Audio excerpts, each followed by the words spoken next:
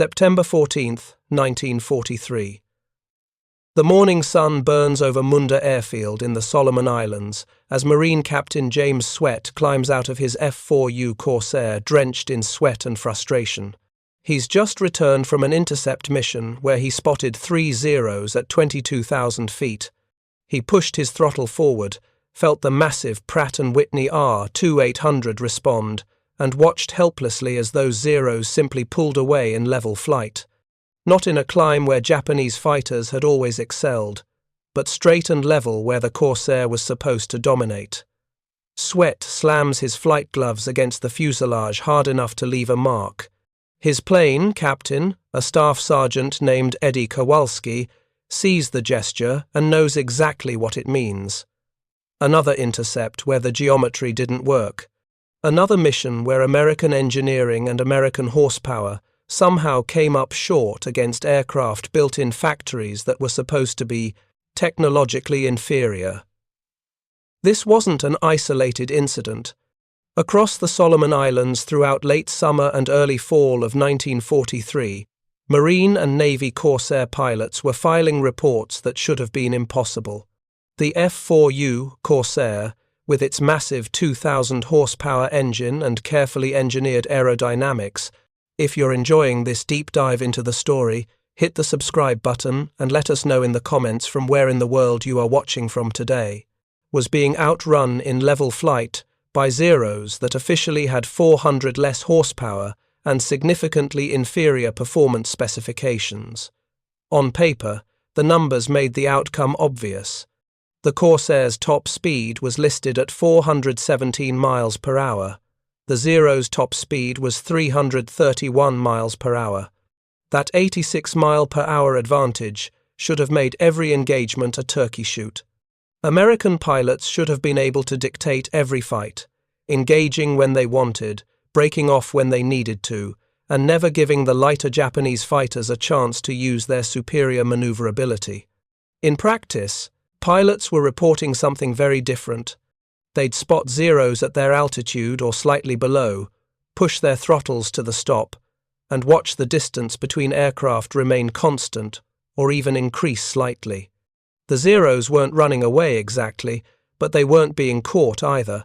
And in aerial combat, if you can't close the distance, you can't take the shot. If you can't take the shot, you might as well be flying a truck. Intelligence officers at Comair Sol's headquarters in Guadalcanal initially dismissed these reports as pilot error or misidentification. Maybe they were chasing Tojos or Oscars, newer Japanese fighters with better performance. Maybe the pilots weren't managing their engines correctly. Maybe combat stress was affecting their judgment. But the reports kept coming. Experienced pilots, squadron commanders, even aces with multiple confirmed kills were all saying the same thing. Something was wrong with the Corsair's top speed in combat conditions. The numbers they were seeing didn't match what the technical manuals promised. By mid-September, the situation had deteriorated enough that Marine Air Group 23 convened an informal meeting of squadron commanders and engineering officers. The question on the table was simple and terrifying. Had Vought aircraft lied about the F4U's performance specifications, or had something changed between factory testing and combat operations that nobody understood? Lieutenant Commander Tom Blackburn, commanding officer of VF-17, the Jolly Rogers, had flown Corsairs since February and knew the aircraft as well as anyone in theatre. He'd personally logged over 200 hours in the F4U and had seen its performance envelope from every angle. His assessment at that meeting was blunt enough to make engineers wince. The airplane flies beautifully below 15,000 feet. Above that, particularly above 20,000, it's like someone installed a parachute we can't see. The engine is running. The gauges look normal. But we're not getting the speed we should be getting. And it's going to get Marines killed. What nobody understood yet was that the problem wasn't with the Corsair's design. It wasn't with the massive Pratt and Whitney engine, or the aerodynamic refinements, or the manufacturing quality. The problem was with a single mechanical linkage that connected the pilot's throttle to the engine's carburetor, and with the assumptions that peacetime engineers had made about how that linkage would be used in combat. The solution wasn't going to come from Vaught's engineering department in Connecticut or from the Navy's Bureau of Aeronautics testing facility at Patuxent River. It was going to come from a 32-year-old staff sergeant named Frank Ambrose, who'd spent the Depression rebuilding car engines in Detroit, and who was willing to ignore what the technical manual said because his squadron mates kept coming back with empty gun camera film and stories about zeros that shouldn't have gotten away. Frank Ambrose didn't look like the man who would solve the Navy's biggest fighter performance problem. He was 5'7", weighed maybe 140 soaking wet, and had a service record that included 2 non-judicial punishments for modifying aircraft systems without authorization. Before the war, he'd worked at a Packard factory in Detroit, where they built luxury car engines that had to perform flawlessly under every condition from Minnesota winters to Arizona summers. He'd learned something at Packard that the aircraft engineers seemed to have forgotten. An engine's rated power means nothing if the throttle mechanism can't actually deliver full fuel flow when the pilot needs it. You could have the most powerful engine ever built, but if the linkage between the throttle and the carburetor was designed conservatively to protect against overfueling, you'd never access that power when it mattered most.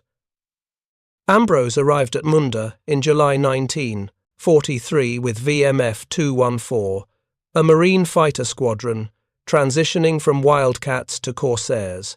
He spent his first month doing exactly what the technical manuals specified: routine maintenance, scheduled inspections, by-the-book repairs. But he also spent his evenings talking to pilots, listening to their frustration about intercepts that should have succeeded but somehow failed. The pattern, he noticed, was subtle but consistent. Pilots reported good acceleration from 0 to about 350 miles per hour. The Corsair would build speed quickly, the massive engine pulling strong and smooth. But somewhere between 350 and the airplane's supposed maximum speed, acceleration would taper off dramatically. The engine sounded like it was giving full power. The manifold pressure gauges showed high readings, but the airspeed indicator would barely creep upward. In early September, Ambrose got permission from his squadron's maintenance officer to examine a Corsair that had just returned from a particularly frustrating mission. The pilot, a first lieutenant named Robert Wade, had chased a 0 for 5 minutes without closing the distance, despite supposedly having full throttle the entire time. Ambrose spent 3 hours with that aircraft, running the engine through its power range while monitoring every gauge and instrument he could access. Manifold pressure looked good. RPM was correct. Fuel flow seemed adequate. Everything appeared normal. But Ambrose had learned at Packard that gauges only tell you what they're designed to measure. Sometimes the real problem lives in the spaces between the numbers. He shut down the engine and climbed onto the wing to examine the throttle mechanism itself. The F4U's throttle system was mechanically complex, as it had to be. The pilot's throttle lever in the cockpit connected through a series of cables and pulleys to the engine's carburetor several feet away. The system had to translate the pilot's input, forward for more power, backward for less, into precise carburetor adjustments that controlled fuel and air mixture. The engineers at Pratt and Whitney had designed the system with multiple safety features.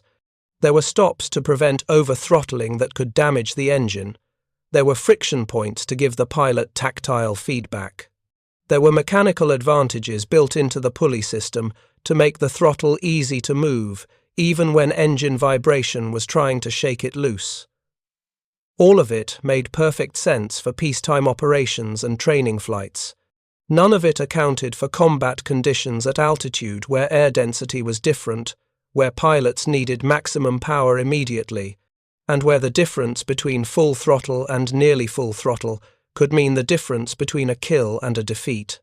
Ambrose pulled the cowling panels and traced the throttle cable from the cockpit all the way to the carburetor linkage.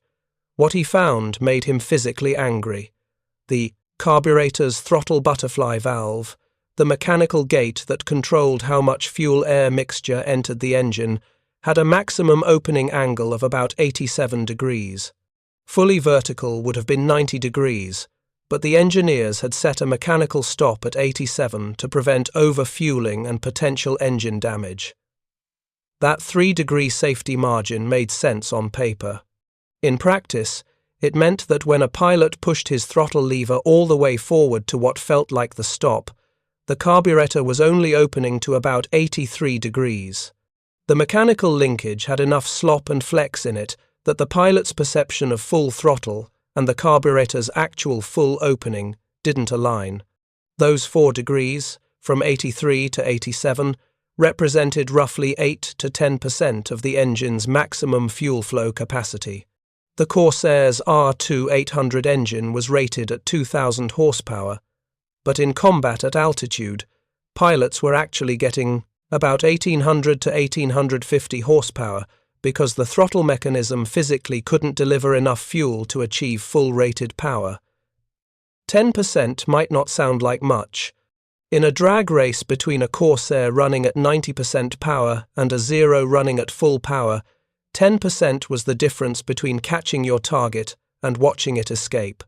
It was the difference between 417 miles per hour and 375 miles per hour.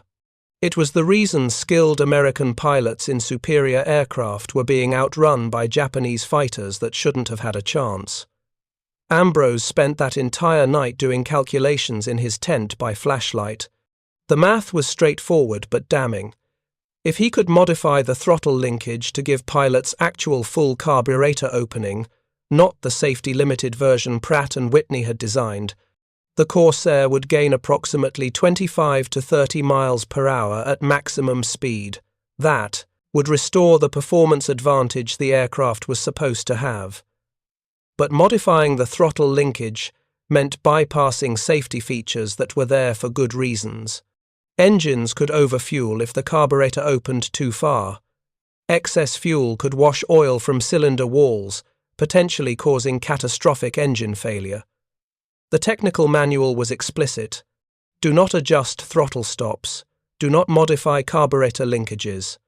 Unauthorized adjustments will void all warranties and may result in equipment failure and loss of life. Ambrose looked at those warnings and thought about Lieutenant Wade chasing a Zero for 5 minutes without closing the distance. He thought about Captain Swett slamming his gloves against the fuselage in frustration. He thought about pilots who were flying aircraft that were supposed to dominate but instead were fighting with one hand tied behind their backs because engineers in Connecticut had prioritized peacetime safety margins over combat. Necessity. Next morning, September 15th, Ambrose approached his maintenance officer, a captain named Raymond Cross. Cross was a former enlisted pilot who'd been commissioned after Pearl Harbor and understood the realities of combat better than most officers fresh from stateside training. Ambrose explained what he'd found and what he wanted to try. Cross's first response was exactly what you'd expect. You want to modify the throttle system, the one thing the tech manual says never to touch, on a theory that might give us a bit more speed but might also burn up engines? Ambrose's answer was simple. Sir, we're already losing fights we should be winning. If I'm wrong about this, we'll know within a few test flights and we can reverse it. If I'm right, we stop losing pilots to geometry problems. Cross thought about it for maybe 30 seconds. Then he pointed to a Corsair on the maintenance hard stand that was down for a cracked exhaust stack. That one's already off the flight schedule. You've got 24 hours to make your modification and test it. If the engine fails, it's my career. If it works, we never had this conversation because I'm not explaining to the group commander how I authorized unauthorized modifications. Ambrose spent the next 6 hours rebuilding the throttle linkage on that Corsair. The modification itself was mechanically simple, but required precise work. He adjusted the cable tension to reduce slack in the system. He repositioned the pulley mounting points to change the mechanical advantage. Most critically, he filed down the mechanical stop that prevented the carburetor butterfly valve from opening past 87 degrees. The new stop allowed 91 degrees of opening, slightly past vertical, giving the carburetor a 4-degree greater range than Pratt and Whitney's engineers had intended. That extra range would allow more fuel flow at full throttle, potentially delivering the engine's full rated power for the first time in combat conditions. But Ambrose didn't stop there. He also modified the throttle friction system, making it easier for pilots to push the throttle all the way forward without fighting against mechanical resistance. The original design had significant friction at the end of the throttle's travel, a safety feature meant to prevent accidental over-throttling. Ambrose reduced that friction by 40%, making it possible for pilots to slam the throttle forward in combat and actually reach the mechanical stop without having to consciously push through friction. The test flight happened on September 16th at 06:30 hours. The pilot was First Lieutenant Robert Wade, the same pilot whose frustrating zero chase had started Ambrose's investigation. Wade had been briefed on the modification and understood that he was essentially a test pilot for an unauthorized field change that could either solve their speed problem or cause his engine to disintegrate at altitude. Wade took off and climbed to 25,000 feet over the Solomon Sea, far enough from Japanese-held territory to avoid interception, but high enough to test the modification under realistic combat conditions. At 25,000 feet, the air density was roughly 60% of sea level, exactly the conditions where the Corsair's speed problems had been most pronounced.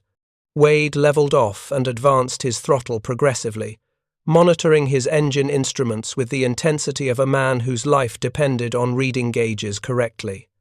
At what felt like 3/4 throttle, his airspeed indicated 320 miles per hour. Normal. At what should have been full throttle on an unmodified aircraft, 378 miles per hour. Also normal, matching what other pilots had been reporting. Then Wade pushed the throttle forward that last half-inch, past where it would have stopped before Ambrose's modification. The engine note changed immediately, not dramatically, but distinctly. A deeper tone, slightly rougher, the sound of an engine that was finally getting all the fuel it had been designed to consume. His airspeed indicator began climbing. 385, 390, 398, 405. At 413 miles per hour, indicated airspeed, 25,000 feet, the needle stopped climbing. Wade held that speed for 3 minutes, watching his cylinder head temperatures carefully. They were running hot, about 20 degrees Fahrenheit higher than normal cruise settings, but still within acceptable limits. Nothing was failing, nothing was overheating dangerously. The engine was simply working as hard as it had been designed to work. Wade rolled into a gentle dive, letting the Corsair accelerate further. 420, 430, 443 miles per hour indicated. The airframe was smooth, no vibrations, no flutter, no indication that the aircraft was approaching its structural limits. He pulled back to level flight and noted that his fuel consumption had increased by roughly 12% compared to normal maximum throttle settings. But the speed gain was worth it. When Wade landed 42 minutes later, there was a small crowd waiting. Word had spread through the maintenance crews that something different was happening. Wade climbed out of the cockpit, grinning in a way that Ambrose hadn't seen from any Corsair pilot in weeks. He walked straight to Ambrose and said 5 words that would change the tactical situation in the Solomons. "She runs like she's supposed to." Ambrose and Captain Cross immediately inspected the engine. They pulled spark plugs, examined cylinder compression, checked for any signs of damage from the higher fuel flow, and increased power output. Nothing. The engine was healthy. The modification worked exactly as Ambrose had predicted. By removing the mechanical restrictions that had been limiting throttle travel, they'd unlocked the Corsair's full performance. Potential. Within 3 days, every F4U in VMF 214 had received Ambrose's modification. Pilots started requesting aircraft by bureau number, specifically asking for the hot rods with modified throttles. If you find this story engaging, please take a moment to subscribe and enable notifications. It helps us continue producing in-depth content like this. The difference in combat was immediate and dramatic. On September 20th, a division of 4 Corsairs from VMF 214 intercepted 6 Zeros, attempting to strike shipping off Vella La Vella. The division leader, Captain Leonard Davis, spotted the Zeros at his altitude, 12 o'clock level, approximately 4 miles distant. Under normal circumstances, with unmodified Corsairs, this would have been a marginal intercept. The Zeros would have time to see the Americans coming and could potentially extend away before the Corsairs closed to gun range. Davis pushed his throttle forward, past the old stop point, into the range that Ambrose's modification had unlocked. His wingmen did the same. The 4 Corsairs accelerated like they'd been kicked, closing the distance to the Zero formation in less than 90 seconds. The Japanese pilots never had time to react effectively. Davis fired a 3-second burst that cut the lead Zero's wing off. His wingman, Lieutenant James Hall, destroyed a second Zero with a high deflection shot that would have been impossible without the extra speed to position correctly. The remaining Zeros attempted to evade by diving, their traditional escape maneuver. But the modified Corsairs stayed with them through the dive, matching their speed and even overtaking them as the air density increased at lower altitudes. By the time the engagement ended, 5 of the 6 Zeros had been destroyed. The 6th escaped only because it jettisoned its external fuel tanks and dove straight for the deck, flying at treetop level where the Corsairs couldn't follow safely. Davis's after-action report included a line that made the rounds through every Marine fighter squadron in theatre. Aircraft performance dramatically improved. Intercepts, previously considered marginal, are now highly feasible. Recommend immediate fleet-wide implementation of modifications. But fleet-wide implementation wasn't simple. VMF 214 was one squadron with 18 Corsairs. Marine Air Group 23 had 6 squadrons with over 100 aircraft. Navy squadrons operating from carriers added another 150 Corsairs. The idea of modifying every F4U in theatre based on one unauthorized field change made senior officers profoundly nervous. The resistance came primarily from engineering officers at Corsairs headquarters who understood that field modifications, however successful, created maintenance and logistics nightmares. If different squadrons were flying different throttle configurations, standardization became impossible. Replacement parts might not fit properly. Technical training would need to be updated. And if something went catastrophically wrong, if engines started failing because of Ambrose's modification, the responsibility would fall on officers who had authorized changes to approved systems. Captain Cross forwarded Davis's report, along with detailed documentation of Ambrose's modification to Marine Air Group 23 headquarters on Guadalcanal. The response came back on September 24th. Continue testing. Document all engine performance data and maintenance requirements. Do not implement group-wide without authorization from Corsairs engineering section. Estimated review timeline 4 to 6 weeks. 6 weeks. In 6 weeks, the Marines would fly approximately 350 combat missions. Pilots would die in engagements they might have survived with modified throttles. 0 pilots would escape who should have been caught. The mathematical certainty of delayed authorization was measured in American blood. Cross made a decision that could have ended his career. On September 25th, he called a meeting of maintenance chiefs from all 6 squadrons in Marine Air, Group 23. He brought Ambrose along with his notebooks, his calculations, and a detailed explanation of the throttle modification. Cross's pitch was simple and completely outside official channels. This modification works. It gives us the speed we were promised and that we need to win fights. I can't order you to implement it because headquarters hasn't authorized it, but I can tell you how to do it, and I can tell you that every aircraft in my squadron is flying with it, and we're not going back to standard configuration until someone forces us to. 3 squadron maintenance chiefs immediately committed to implementing the modification. 1 was skeptical but willing to try it on a few aircraft. 2 wanted to wait for official authorization. By October 1st, approximately 60 Corsairs in the Solomon Islands had received Ambrose's throttle modification. 30 more were in the process of being modified. The remaining aircraft were still flying with factory-standard throttle systems. This created an unusual situation where the performance characteristics of F4U varied depending on which squadron they came from and which specific aircraft a pilot was assigned.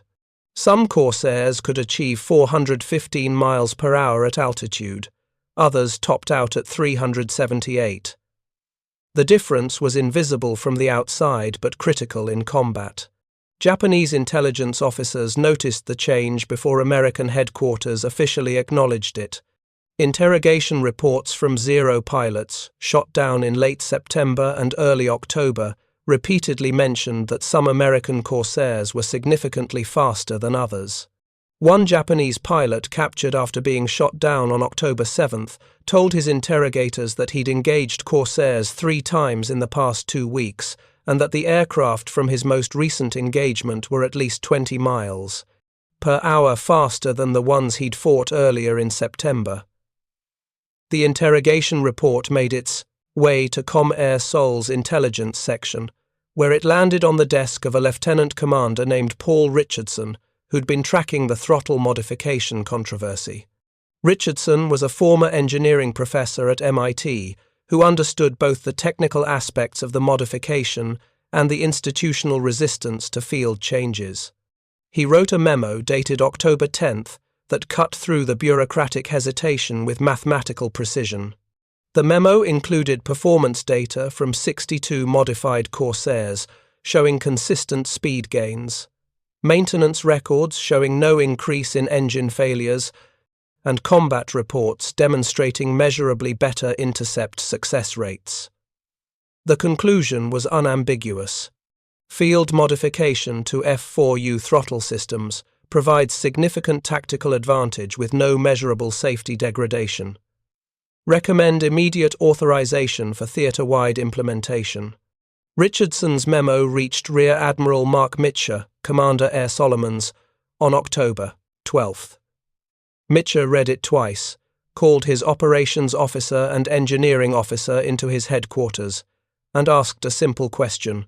If we don't authorize this and we keep losing fights we should be winning, how do I justify that to the Marines who are flying those aircraft? Nobody had a good answer. Authorization came through on October 14th, 1943, in the form of Comair Sol's Technical Directive 43-26. The directive didn't mention Ambrose by name.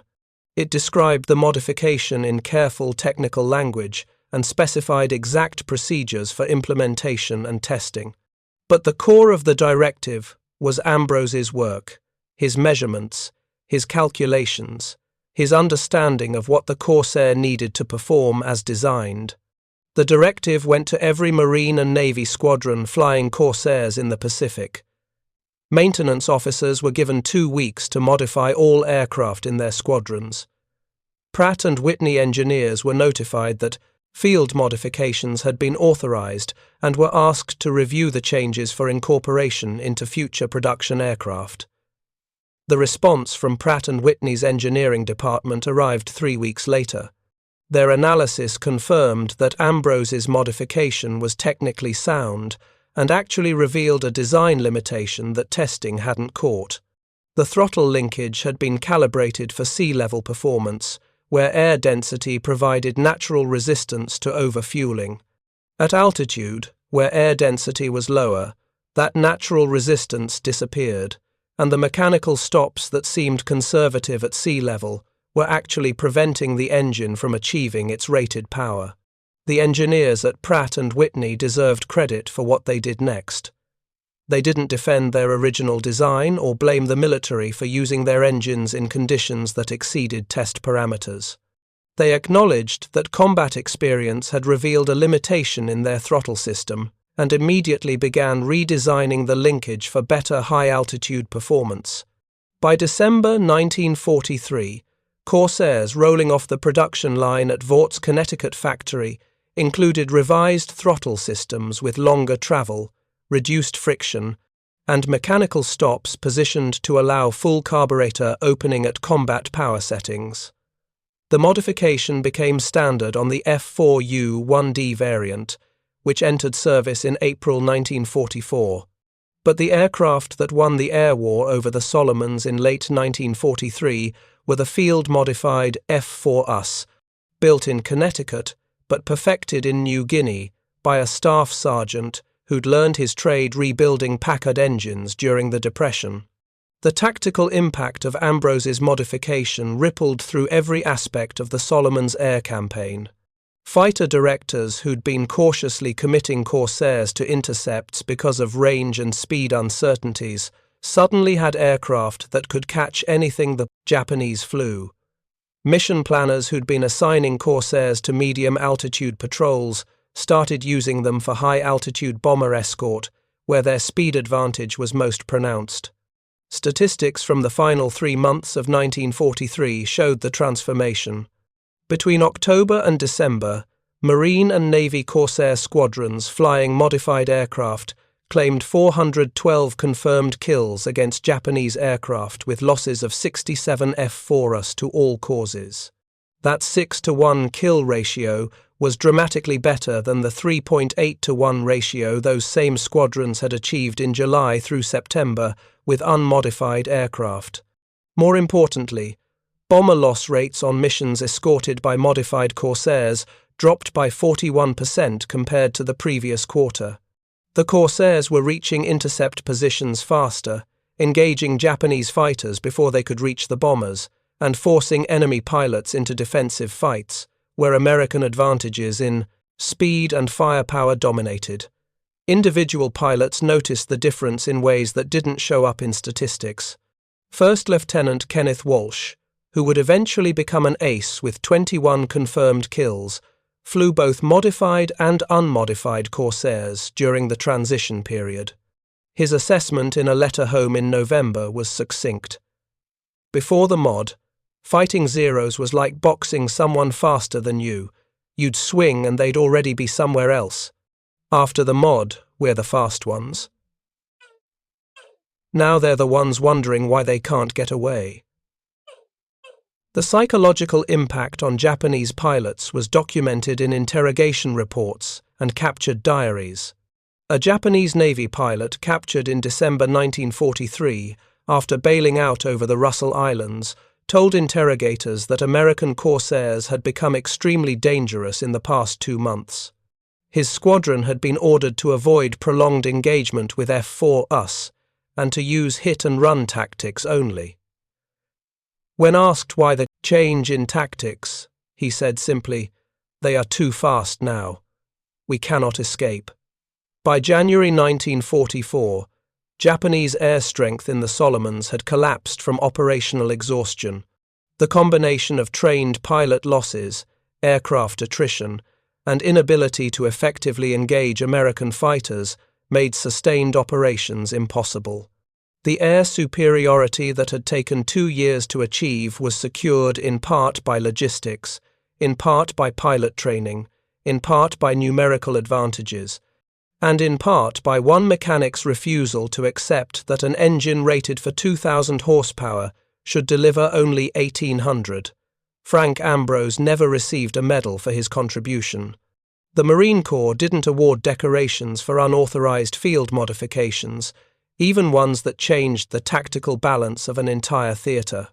His service record shows promotion to Technical Sergeant in November 1943, transfer to Marine Air Group 14 in January 1944, and eventual rotation back to the United States in June 1944 after 18 months in theatre. He was discharged in December 1945 and returned to Detroit, where he worked for Packard until the company collapsed in the late 1950s. He spent his final working years as a maintenance supervisor at a Ford plant in Dearborn, retiring in 1971. A researcher from the Smithsonian's National Air and Space Museum tracked him down in 1984 while preparing an exhibit on Corsair development. Ambrose gave a brief interview explaining the throttle modification and the testing process.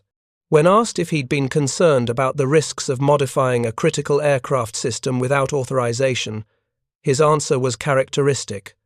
"I was more concerned about pilots dying because their airplanes weren't performing the way they were supposed to. The risk of trying something new seemed smaller than the certainty of keeping things the way they were." The Smithsonian exhibit included 2 paragraphs about field modifications to Corsair throttle systems. Most aviation histories don't mention Ambrose at all, but his legacy lives in every discussion of military innovation, of field experience versus engineering orthodoxy, of the gap between peacetime testing and combat reality. The F4U Corsair ended World War II with the lowest loss rate of any American fighter, destroying over 2,000 Japanese aircraft while losing less than 200 Corsairs to aerial combat. That record owed much to the aircraft's fundamental design brilliance, to the pilots who flew it, to the Pratt and Whitney R 800 engine that powered it. But it also owed something to a 32-year-old staff sergeant who looked at a throttle linkage that wasn't delivering what it promised and decided the technical manual wasn't the final word. The broader lesson transcended one aircraft or one theatre. Engineers designing systems in peacetime conditions, no matter how talented or careful, cannot anticipate every variable that combat will introduce. Air density at altitude, sustained high-power operations, the psychological pressure of engagement geometry, these factors interact in ways that wind tunnel testing and stateside trials don't capture. That's where mechanics and pilots earn their keep. Finding the gap between designed performance and actual performance, identifying the bottlenecks that testing missed, implementing solutions that work right now instead of waiting for perfect answers that arrive too late. Modern military aviation has institutionalized some of what Ambrose taught. Rapid fielding programs exist to push combat-proven modifications through accelerated approval processes. Operational squadrons have formal channels for reporting performance anomalies and proposing field solutions. The gap between peacetime assumption and combat reality is acknowledged in ways it wasn't in 1943. But even today, the best innovations often start the same way. Someone close to the hardware notices something everyone else missed. Someone runs the numbers and realizes the official answer doesn't match observed reality. Someone has the nerve to try a modification that isn't in the technical manual because the cost of not trying seems higher than the risk of failure. The P-38 had its fuel mixture modification. The Corsair had its throttle linkage fix. Every major weapons system in history has similar stories. Field modifications that unlocked performance, unauthorized changes that solved problems official channels couldn't address quickly enough. The names of the mechanics and pilots who implemented those changes are mostly forgotten. Their contributions exist in scattered maintenance logs, in after-action reports, in the survival rates of the people who benefited from their calculated risks. But the principle remains constant. Military equipment is built by people working from specifications and assumptions. That equipment is operated by people facing conditions that specifications never imagined. The gap between those two realities, between what the manual promises and what combat demands, is where innovation happens, where careful observation meets calculated risk, where one person's refusal to accept good enough creates solutions that change how entire wars are fought. Frank Ambrose died in 1993 at age 82. His obituary in the Detroit Free Press mentioned his 40-year career in automotive manufacturing, his service in World War II, and his survivors. It didn't mention Corsairs or throttle modifications, or the hundreds of pilots who came home because their aircraft finally performed the way Vought had promised. But at air shows where restored Corsairs still fly, where that massive Pratt and Whitney engine roars and spectators feel the sound in their chests, the mechanics who maintain those aircraft know the story. They know about the throttle modification, about the staff sergeant who ignored the manual, about the measurable difference between good enough and actually good. And every time a Corsair accelerates to full speed, every time that distinctive inverted gull-wing design slices through the air at 415 miles per hour, Ambrose's calculated risk flies again. A permanent reminder that sometimes the most important engineering doesn't happen in factories or laboratories.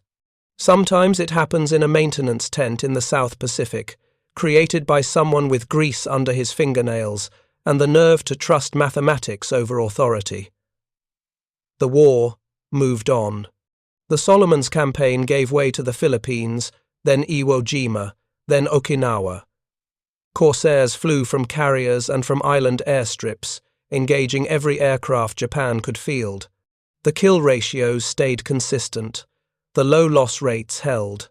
The tactical advantages that Ambrose's modification created in September 1943 remained relevant until the last Japanese aircraft fell from the sky over Tokyo Bay in August 1945.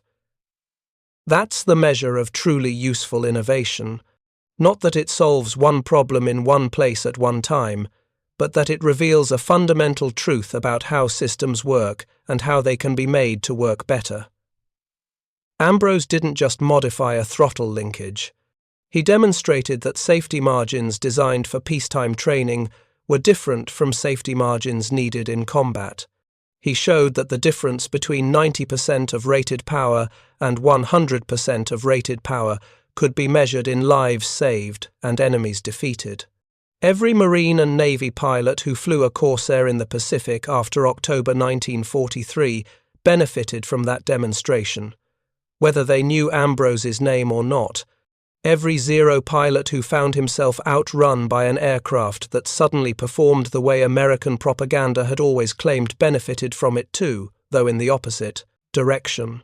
The modification changed the tactical calculus of the entire theatre, made certain Japanese fighter tactics obsolete, forced enemy commanders to reconsider how they employed their remaining aircraft. Strategic effects from operational changes. Operational changes from tactical observations. Tactical observations from one mechanic who spent his evenings listening to frustrated pilots and his nights running calculations that weren't in any manual. That's how wars are actually won.